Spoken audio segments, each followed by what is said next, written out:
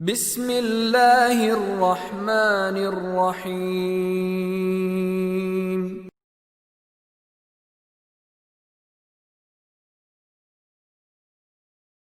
Assalamualaikum warahmatullahi wabarakatuh. Waalaikumsalam warahmatullahi wabarakatuh. Alhamdulillah, kita bertemu kembali dalam acara rubrik konsultasi syariah bersama Ustadz Amin Nur Bait.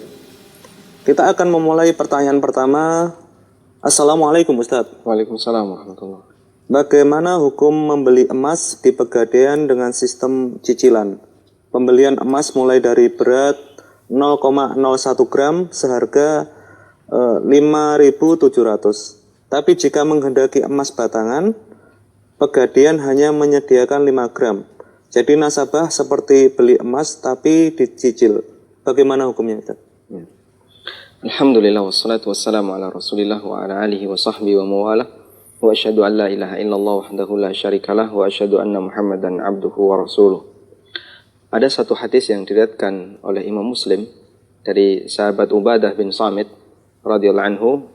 Nabi SAW pernah menjelaskan tentang asnaf ribawiyah, yaitu benda-benda yang dia disebut dalam syariat dengan benda ribawi.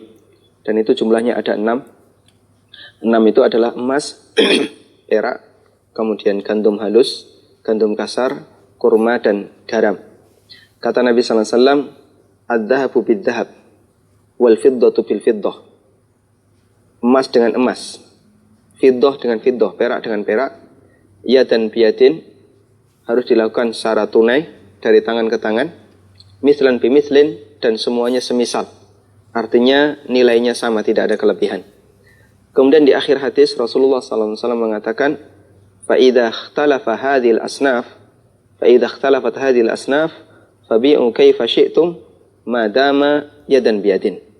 Kalau terjadi perbedaan antara satu jenis dengan jenis yang lain, dipertukarkan, ditransaksikan, فَبِيعُوا كَيْفَ شِئْتُمْ. Silahkan kalian transaksikan sesuai dengan kehendak kalian. Dalam arti boleh ada kelebihan, madama yadan biyadin, selama dari tangan ke tangan, artinya dia dilakukan secara tunai. Dari hadis ini para ulama memberikan kaidah tentang masalah jual beli benda ribawi. Di antara di situ adalah ada emas dan perak. Kita fokuskan di dua ini.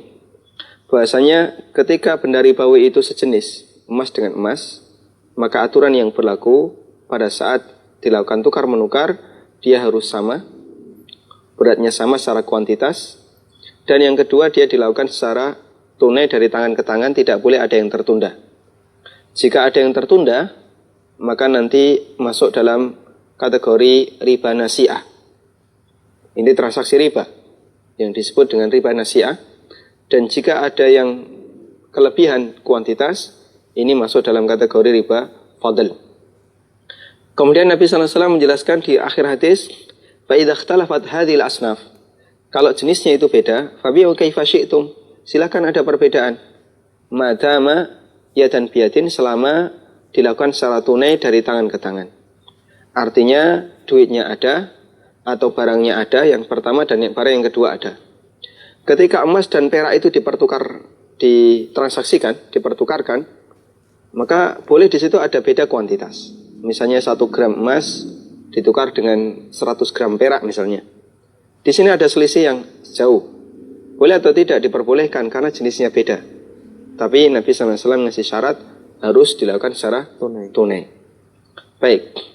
Kemudian para ulama mengkiaskan orang yang melakukan transaksi uang dengan emas itu sebagaimana transaksi perak dengan emas. Karena perak dan emas ini memiliki ilah yang sama, yaitu alat tukar. Karena dia sebagai alat tukar, maka apapun yang bentuknya alat tukar dikiaskan dengan emas dan perak. Ketika dia satu ilah, latar belakangnya sama, artinya dia disebut sebagai barang ribawi karena alasan alat tukar, maka nanti berlaku ketentuan bahwasanya pada saat dia dipertukarkan harus dilakukan secara tunai, meskipun boleh beda.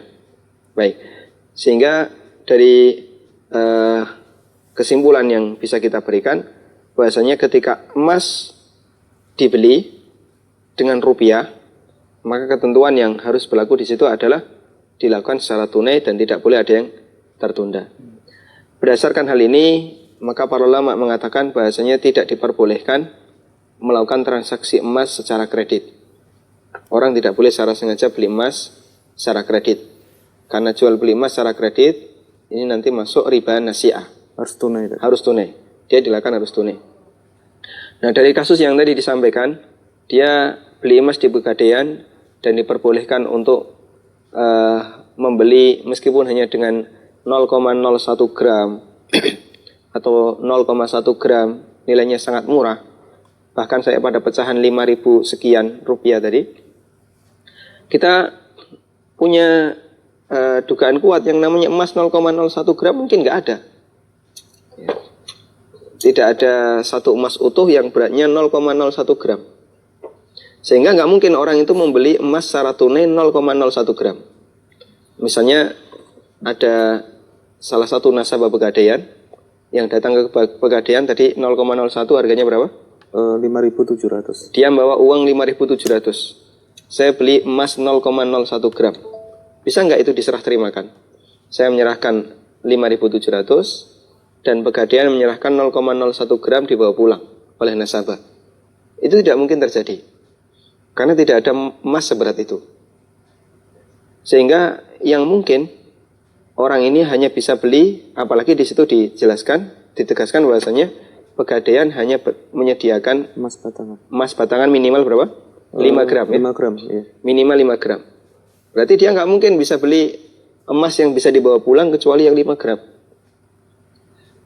Maka kalau dia membawa uang yang nilainya tidak sampai senilai 5 gram, dia tidak bisa beli emas di situ.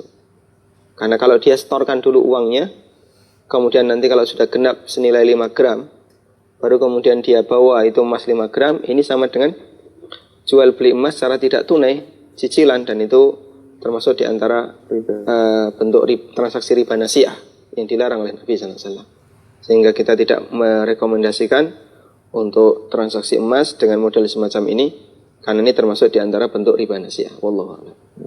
Jadi kesimpulannya hukumnya tidak diperkenankan. Kalau dia beli emas secara tunai, ada barang, ada uang. Misalnya Pegadaian menyediakan emas 2 gram misalnya. Kemudian nasabah membeli 2 gram harga 1 juta. Terus dia serahkan uang 1 juta, dapat emas 2 gram, dia bawa pulang, silahkan. Pelakunya siapapun terserah.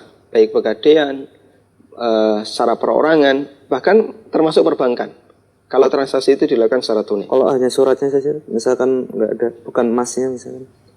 Harus ada barang. Dalam transaksi ini harus ada barang, sehingga tidak diperkenankan di situ hanya sebatas mewakili kepemilikan. Bapak punya emas sekian, tapi emasnya nggak ada di sini.